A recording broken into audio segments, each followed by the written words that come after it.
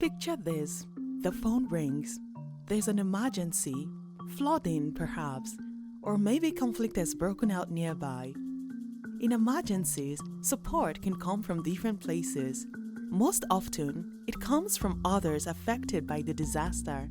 It may also come from national government, local faith communities, the UN, and local or international aid organizations. We call these groups humanitarian responders. Who are the humanitarian responders in your community?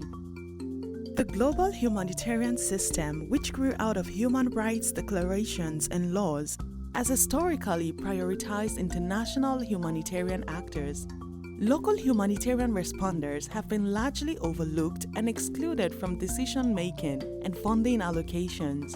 However, local responders are extremely well placed to respond in emergencies. They are present when disasters occur and will remain after a crisis has ended. They are also more familiar with the context, language, and culture. Localization, also referred to as locally led humanitarian action, refers to the intentional drive for humanitarian response to be led by local responders. As local as possible, as international as necessary, has become a defining motto for many on the journey towards localization. At Tearfund, we know the vital role local churches and local NGOs play in humanitarian responses, and we choose to support their work in emergencies. We respond directly with our own teams only where necessary. Localization is part of our organizational DNA and in line with our theology. However, we're still on a journey and can do more. For some, localization simply means having a national office or giving more funding or subcontracting work to local organizations. However, we think localization is about much more than these. We believe in shifting the power and resources to communities affected by disasters, with local actors taking the lead in humanitarian responses. We have signed up to the Charter for Change, an initiative led by local and international NGOs, committing ourselves to changes which favor localization. So, how are we going about this? We aspire to model, practice, evidence, and promote localization. We all need to walk the talk of localization when it comes to our own attitudes and behaviors. We want to develop and apply policies and practices which better support localization. For example, by reducing the administrative and compliance burdens our local partners face. We strive to have partnerships characterized by equality and mutual respect. As well as sharing in successes, we recognize we must also share the challenges. As a supporting partner, we want to ensure we do not simply transfer the risk to our partners. To do this means seeking to streamline compliance requirements for partners and adequately supporting them to manage the risks they face, including, for example, security and safeguarding.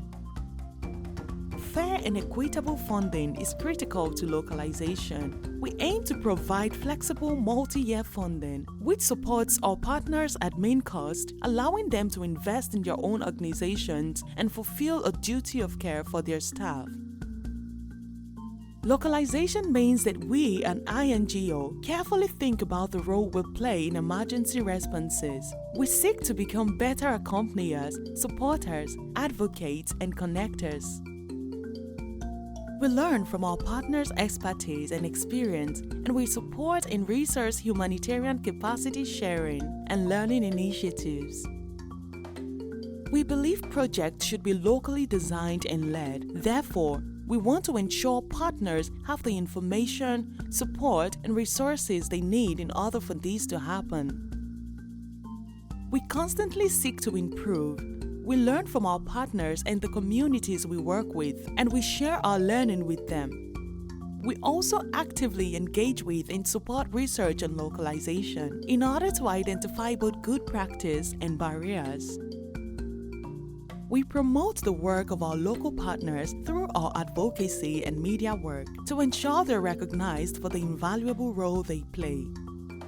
We recognize that non-traditional actors, including faith-based organizations, are critical responders in emergencies, so we strongly advocate for and promote their role.